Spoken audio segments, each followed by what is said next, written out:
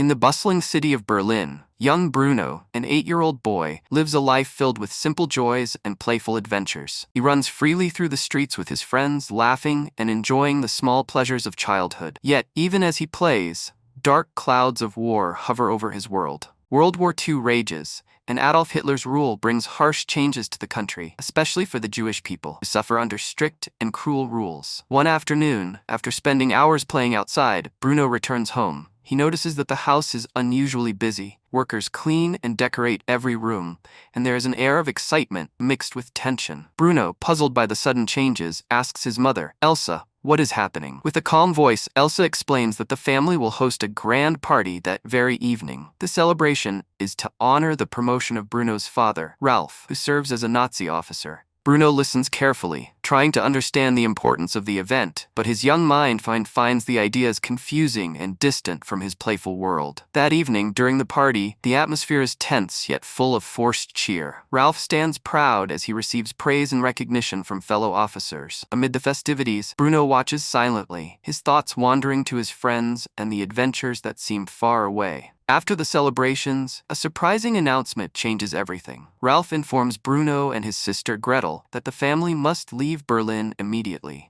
The reason given is that Ralph has been assigned to a new post as the commanding officer of a concentration camp located in the countryside of occupied Poland. Although Bruno is saddened by the thought of leaving his friends and familiar surroundings, he clings to hope that he might find new friends in this strange new place. The family embarks on a long journey from Berlin to the Polish countryside. When they arrive at their new home, Bruno is struck by how different everything appears. The house is modest, with 2 stories and a neatly kept garden, but what stands out the most is the tall wall that surrounds the property. From his new room, Bruno peers out of the window and sees a row of small houses in the distance. In his innocent mind, he assumes that these houses belong to local farmers. He imagines that the farmers live simple lives and that there might be other children playing nearby. One day, while observing through his window, Bruno notices a man wearing peculiar striped pajamas. The sight of these stripes intrigues him and fills him with curiosity. Later, when he mentions the striped pajamas to his mother, Elsa glances at the man's legs and realizes the dreadful truth behind them. Soon, the reality of their situation becomes impossible to hide. Elsa learns that the area Bruno believed was a farm is actually a concentration camp where Jewish people are confined and treated inhumanely. Despite the terrible truth, Bruno's family decides to protect him by calling the camp a farm and explaining that the people in striped pajamas are simply farmers. They forbid Bruno from approaching the fence that blocks his view of the camp, keeping him safely within the confines of their home. As days pass, Bruno grows more isolated, and his curiosity about the mysterious world beyond the wall intensifies, even though his parents insist that he must never venture too close. Amidst this isolation, Bruno finds a small spark of friendship. While wandering near the high wall one day, he spots a boy sitting quietly on the other side. The boy wears the same striped pajamas that had caught Bruno's attention before. With a friendly smile and an open heart, Bruno introduces himself to the boy, whose name is Shmuel. Shmuel speaks softly and tells Bruno that he is also alone. Although the 2 boys come from completely different worlds, they quickly form a bond based on their shared loneliness and curiosity. In the days that follow, Bruno begins to visit Shmuel regularly. He brings small treats, like chocolate bars and pieces of fruit, to share with his new friend. The visits become the highlight of Bruno's day, offering him comfort and a sense of normalcy amidst the chaos around him. Shmuel, who lives in the grim world of the camp, cherishes these moments of kindness. Although he rarely speaks of his painful past, his eyes reveal the sorrow he carries.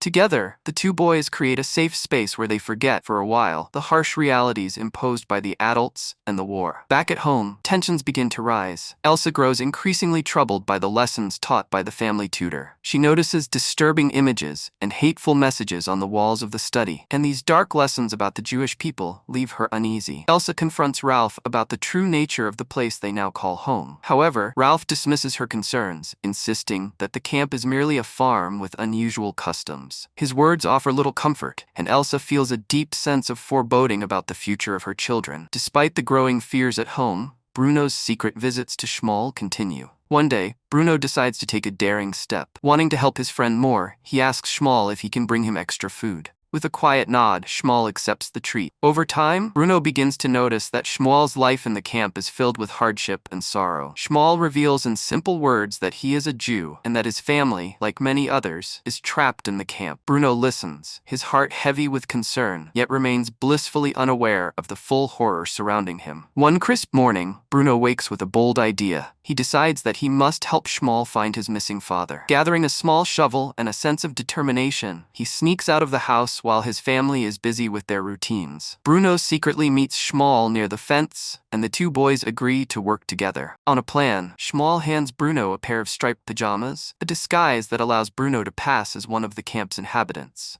With his new outfit, Bruno feels a surge of courage as he follows Shmuel's lead.